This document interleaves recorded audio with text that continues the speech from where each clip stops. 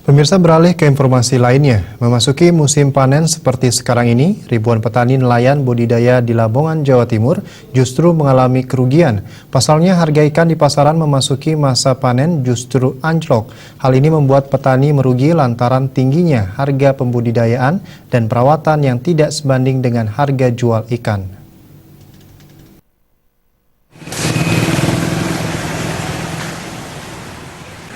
Datangnya musim panen ikan seperti sekarang ini tidak serta-merta membuat ribuan petani di Lamongan dapat tersenyum lebar.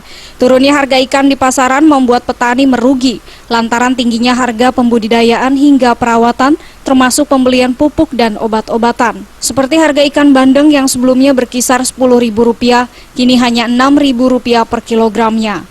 Tidak hanya ikan bandeng, ikan jenis nila dan ikan mas serta fanami juga mengalami hal serupa. Ikan fanami yang sebelumnya Rp15.000 saat ini hanya berkisar Rp7.000 per kilogramnya. Rofik, salah satu pedagang ikan di pasar ikan kota Lamongan, mengaku anjloknya harga ikan ini lantaran banyaknya penjual, tidak sebanding dengan pembeli di saat musim panen seperti sekarang ini. Bandeng isi 78 itu 11.000. Oh gitu. Menurun Pak dibanding tahun kemarin? Menurun kira-kira 2.000. Kenapa kalau bisa menurun juga? Terlalu banyak ikan, terus penjualnya kurang, pembelinya itu kurang. Pasarannya kan banyak Pak ya sekarang Pak ya? Pasokannya banyak, tapi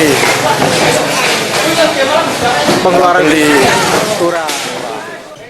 Selain diakibatkan banyaknya stok ikan di pasaran, anjloknya harga ikan tawar ini juga diduga akibat dari para tengkulak nakal yang sengaja memainkan harga untuk mendapat keuntungan lebih. Dari Lamongan, Jawa Timur, Muhammad Baso.